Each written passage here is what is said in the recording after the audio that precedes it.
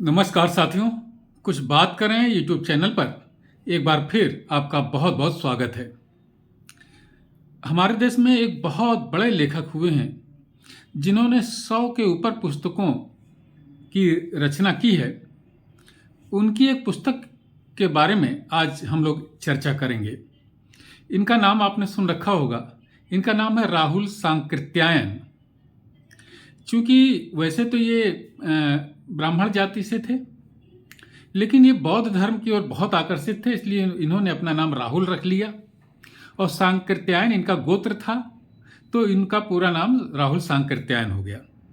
लेकिन ये बौद्ध धर्म की ओर आकर्षित थे और आगे चल करके ये वाम पंथ की ओर आकर्षित हो गए। इसलिए इनका जो पूरा साहित्य है उसमें वाम पंथ की झलक मिलती है।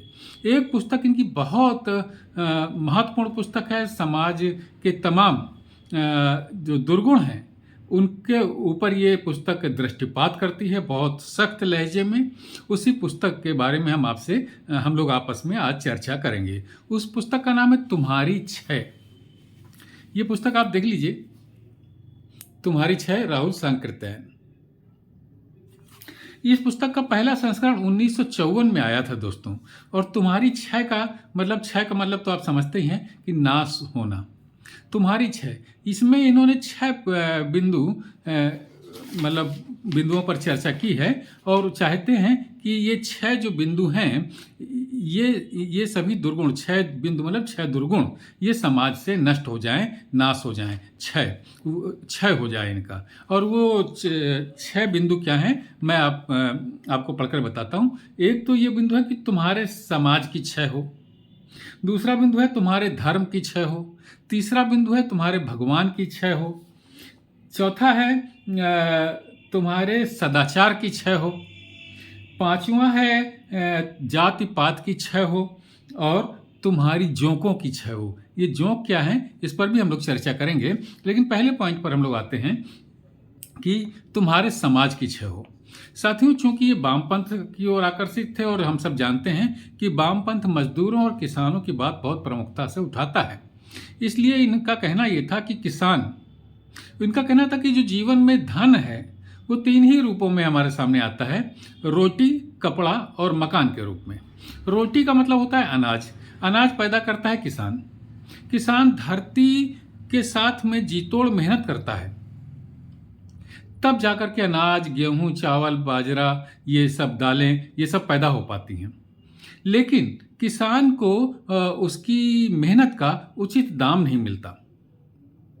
इसी तरीके से मजदूरों की बात तुम्हारे समाज की छह हो, इस बिंदु पर वो करते हैं कि मजदूर 24 घंटे मशीनों से लड़ता रहता है, जीतोड़ मेहनत करता है, लेकिन मजदूर को उसकी मेहनत का वाजिब दाम नहीं मिल पाता।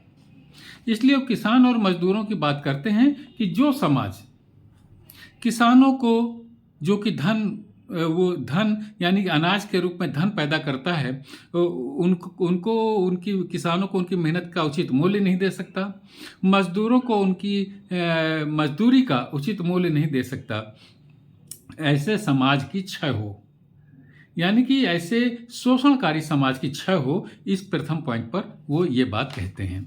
दूसरा जो पॉइंट है कि तुम्हारे धर्म की क्षय हो।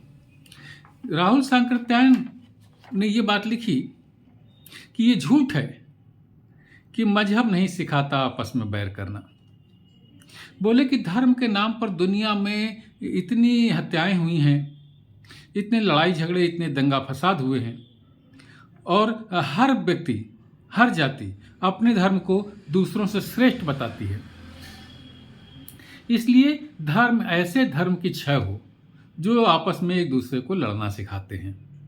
हर धर्म अपने आप को श्रेष्ठ कहता है, दूसरे को कमतर कहता है, और इसी झूठे अहंकार में लोग दंगा फसाद और लड़ते झगड़ते रहते हैं। इसलिए ऐसे धर्म की क्षय हो। अगले पॉइंट पर वो आते हैं भगवान। जैसा कि हम जानते हैं कि वे जो वामपंथी लोग होते हैं वो नास्तिक होते हैं।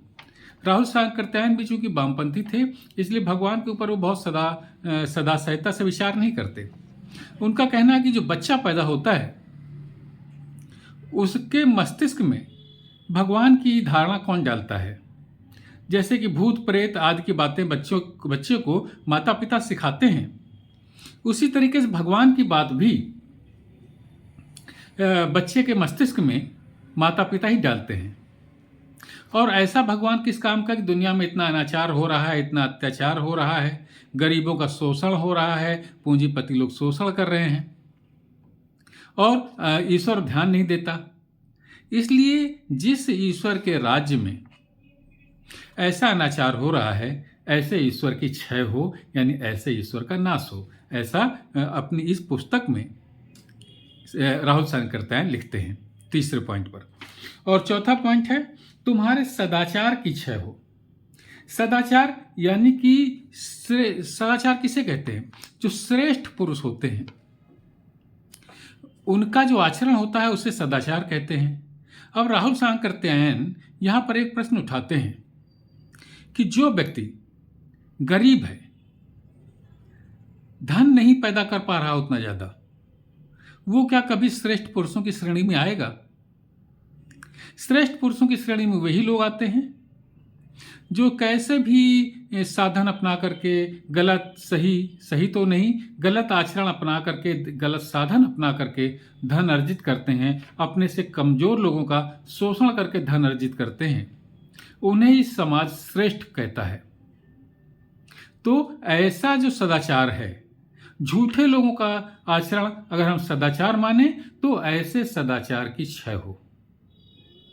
गरीब व्यक्ति जो ईमानदारी से अपनी रोटी कमाता है वो श्रेष्ठ लोगों की श्रेणी में कभी नहीं आ पाता, लेकिन जो गलत तरीके अपना करके श्रेष्ठ बन जाते हैं उनका आचरण सदाचार की श्रेणी में आता है। ऐसे सदाचार की क्षय हो, ऐसा चौथे पॉइंट पर राहुल शंकरतायन इस पुस्तक में लिखते हैं। जाति पात की क्षय हो, ये पांचवा पॉइंट है। जाति पात के बारे में राहुल शंकरतायन का कहना है कि जाति पात के इस अवधारणा के कारण हमारा देश गुलाम हुआ। ऐसा और छुआछूत भयानक बीमारी भारतवर्ष में रही, ऐसा राहुल शंकरतायन कहते हैं। हालांकि ये पुस्तक जो कि पहला संस्करण इसका 1954 में निकला था, तब से लेकर के आज बहुत समय बीत चुका है और छुआछूत तो अब लगभग समाप्त हो गया है। जाति पात भी के बारे में भी अब हमारा समाज बहुत उदारतापूर्वक विचार करने लगा है। तो इसलिए आज आप देख ही रहे हैं कि जात पात का जो मामला है वो कितना जोर तरीके से हमारे जो साधु संत हैं वो भी इस बात को उठा रहे हैं कि जात पात छोड़ करके सभी लोग एक हो जाइए।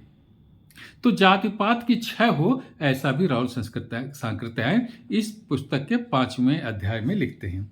और छठा पॉइंट, जो अंतिम अध्याय है इस पुस्तक का, छठा अध्याय, उसमें लिखते हैं तुम्हारी जोकों की क्षय हो। जोंक तो आप समझते हैं, एक वो खून चूसने वाला कीड़ा होता है।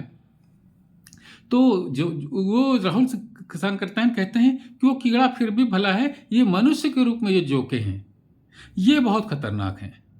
अमीर आदमी गरीबों का खून चूस रहा है, पूंजीपति लोग अपने मजदूरों का खून चूस रहे हैं, सरकारें किसानों का खून चूस रही हैं, उनका वाजिब दाम नहीं दे पा रही हैं। तो ये जो चूंकि वामपंथी थे इसलिए मजदूर और किसानों की बात बहुत करते थे। तो ये कह रहे हैं कि ये जो मनुष्य रूपी जोके हैं इनका क्षय हो। इस अध्याय में ये बहुत विस्तार से वर्णन करते हैं कि जो प्रथम विश्व युद्ध हुआ वो भी मनुष्य की स्वार्थ की नीति के कारण हुआ। कुछ देश दूसरे कमजोर देशों को अपने स्वार्थ सिद्धि के कारण उन पर कब्जा करना चाहते थे, इसलिए ये प्रथम विश्व युद्ध हुआ। यानी कि ये जो पूंजीपति को प्रश्रय देने वाले कुछ देश थे, वे दूसरे जो कमजोर देश थे उन पर जोंक की तरीके से लग जाना चाहते थे, उन्हें अपने कब्जे में ले लेना चाहते थे और उनका खून चूसना चाहते थे, उनकी धन संपदा, उनके प्राकृतिक साधन, खनिज संपदा वगैरह चूसना चाहते थे। तो उन्होंने लिखा है कि ऐसे जोंकों की भी क्षय हो, जो मनुष्य के रूप में जोंके हैं उनकी भी क्षय हो, यानी उनका भी नाश हो। ये पुस्तक साथियों बहुत विस्तृत फलक में समाज में व्याप्त कुरीतियों पर विचार करती है और बहुत प्रगतिशील मानी जानी चाहिए। ये पुस्तक बहुत तार्किक आधार पर इन पूरे 6 बिंदुओं पर विचार किया गया है। एक बार फिर मैं आपको स्मरण करा दूं कि ये 6 बिंदु जो हमने आप चर्चा की वो हैं, तुम्हारे समाज की 6 हो, समाज में जो शोषण की प्रवृत्ति है उसकी 6 हो। दूसरा पॉइंट है तुम्हारे धर्म की 6 हो, धर्म हमें आपस में लड़ना झगड़ना सिखाता है, ऐसा राहुल शंकरत्यायन जी का मानना था, शंकरत्यायन जी का मानना था। इसलिए कहते हैं धर्म की 6 हो, ईश्वर की 6 हो, जो ये अनाचार उसके साथ राज्य में हो रहा है ऐसे ईश्वर की 6 हो, यानी कि ईश्वर के नाम पर जो लोग एक दूसरे का शोषण कर रहे हैं उसकी 6 हो। और चौथे पॉइंट पर है कि सदाचार की 6 हो, तुम्हारे सदाचार की 6 हो, झूठे सदाचार की 6 हो। और 5वां जाति पात की 6 हो, और 6ठा कि शोषण करने वाले मनुष्य रूपी जोंकों की 6 हो। तो बहुत विस्तृत फलक पर ये पुस्तक लिखी गई है साथियों।